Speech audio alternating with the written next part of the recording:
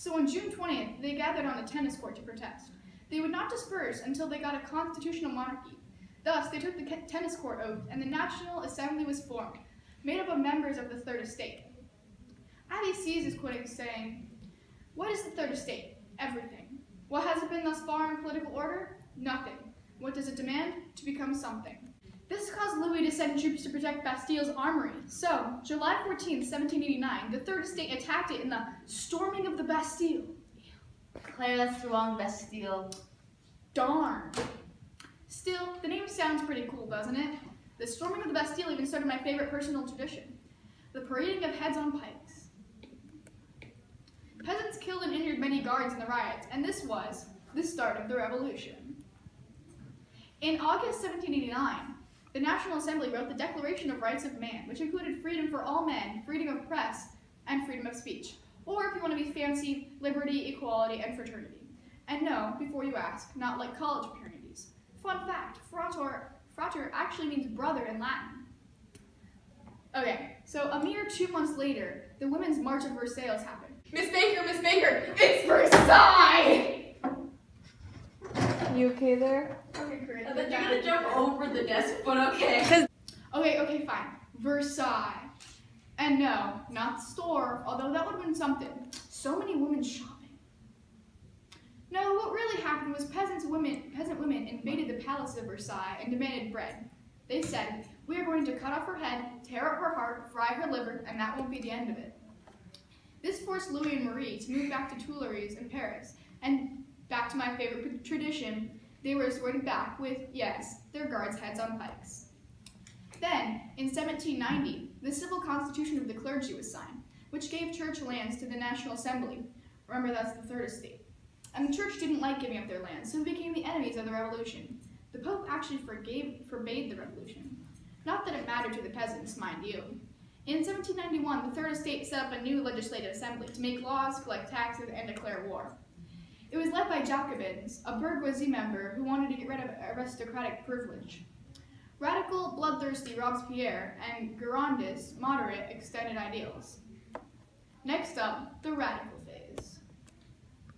The radical phase began in 1792, led by Maximilien Robespierre. He actually read the vows during King Louis XVI's coronation. The radical phase was basically the extreme radicals telling the original radicals that they weren't radical enough. Radical means change. A radical person wants change. The opposite of that is conservative, who does not want to change. The radical phase didn't include any useful reforms. It was mostly bloody riots and beheadings, but that's cool too. There was also a counter-revolutionary war against Prussia and Austria to restore Louis XVI to the throne. At this point, France is just a mosh pit of revolutionary people who don't really know what they're doing at all. Louis and Marie tried to flee to Austria to escape their impending doom, but get arrested and tried for treason. This weakens the citizens' faith in them even more because it seems like they're trying to abandon their country in a time of need. And then there was Robespierre, the incorruptible. Not gonna lie, he was a little wrong around the head. Well, a lot crazy. And he wanted the removal of religion and said these two famous quotes. "Liberty cannot be secured unless criminals lose their heads."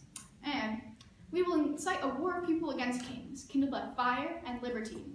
Armed with sword, with reason, would be able to change the face of the world and make tyrants tremble in their thrones." Robespierre created the Committee of Public Safety, which was the secret police/dictatorship of 12 men, and was at no point interested in maintaining public safety. Wow. Then came the Reign of Terror. Time to cut some heads off. The Reign of Terror began in 1792 to eliminate all opposition to the Committee of Public Safety. Robespierre had an army called the Levée en Masse, which he used to purge people who weren't behind the revolution. He claimed this was to defend the ideals of the revolution. In 2 years, more than 40,000 people went through our pal, the good old guillotine. France became a dictatorship led by the committee, in which Jacobins was mostly in charge. France had sunk to an all-time low. Sans-culottes were formed by peasants, and they invaded prisons to kill royalists, people who supported the monarchy. Our old pal Robespierre tried to separate religion. He renamed religious streets, instituted democratic festivals rather than holidays, and even made a whole new 10-day calendar so people wouldn't know what day was Sunday.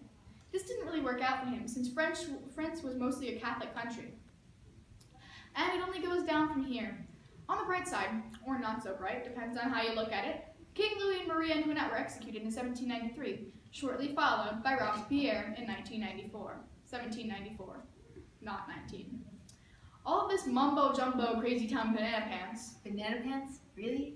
Hush, Stacy, hush. Trying to describe a revolution here. Going on. The French citizens had had enough.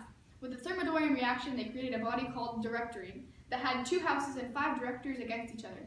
Their purpose was to create a new constitution that included Napoleon as a military leader. Napoleon gets a bad rap. Without him, France would have most likely fallen from the inside out. His conquering of nearly all of Europe helped bring it to what it looks like today. I mean, it's not the best, but it's better than constant turmoil. Napoleon was also not as short as he was chalked up to be. Get it? Up? Never mind. Moving on. The average male height in this era was 5'5", and Napoleon was a striking, drum roll please. That's right, folks. He was actually 2 inches taller than the average at 5'7". Me and British people with their propaganda. On that fateful day, November 9, 1799, Napoleon and company took over the Directory at gunpoint. Dun dun dun! See? And you thought history was a bore. He decides to crown himself first consul and writes a constitution. But what a boring title first consul is. So in 1804, he crowns himself emperor. And that is how you move up in life. He is famous for saying, "I am the revolution." Self-centered much? The Concordat of 1801 granted freedom of religion, although Napoleon still nominated bishops and controlled church pay. You can't be a good leader without a code named after you. I mean, we all know the Code of Hammurabi. Claire, stop getting so off topic. Right, you're right. Sorry. So, what were these Napoleonic codes all about? So, the Napoleonic codes secured private property of the elite, gave land back to peasants, forced nobility to swear loyalty after coming back to France from other countries. This is because during the radical phase, a lot of nobles had fled France for their lives, and Napoleon didn't want any traitors coming into the country. It also ensured order, security, and efficiency over liberty, equality, and fraternity. It limited freedom of speech and press with only 4 newspapers. He set up a secret police, and they got rid of women's rights. Perfect. During the years 1804 to 1812, France was constantly at war. Due to Napoleon's dream of a great empire that stretched all across Europe, in order to control those conquered areas, he put family members in charge of specific regions, but they all answered to him. By doing this, he introduced French laws, abolished serfdom, and added many taxes to pay for rewards in the conquered lands, spreading Enlightenment thinking even further. He even tried to conquer Britain by the continental system, which kept the island isolated from France and its allies by trade. In hope to decrease their exports and with it their cash inflow, this sadly did not work, as Britain did it back to them, and France's manufacturing suffered. A wise man, our history teacher, once told me, never invade Russia in the winter. If one day you are leading an army to conquer the world and you decide to invade Russia in the winter, I will personally come up and slap you in the face. No one conquers Russia in the winter, except for the Mongols. Alas, that is exactly what Napoleon and his troops did. In 1812, 600,000 troops made the long journey to Russia at wintertime. The Russian troops used a strategy called the scorched earth policy. They strategically retreated, and as they did, they burnt all plants and crops, destroyed all buildings, and killed all the animals, so that the French troops would not have food or shelter. This killed 2/3 of the French troops, and then the French left Russia because they lost. Napoleon's army was defeated once again in 1813 by the Quadruple Alliance, Prussia, Russia, Austria, and the Great Britain. And Napoleon was forced to give up the throne to Louis the 18th and his wife, Marie Josephine of Savoy. In 1815, Napoleon came back for 100 days, but lost the Battle of Waterloo and was recaptured. He died in 1821. Napoleon was something special, man.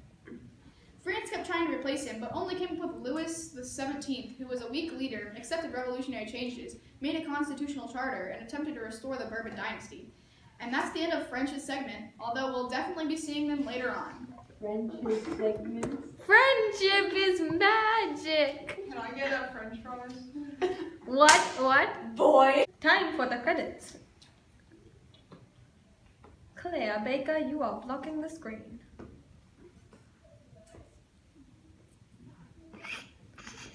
Claire Baker, do not cover up the episode with your name.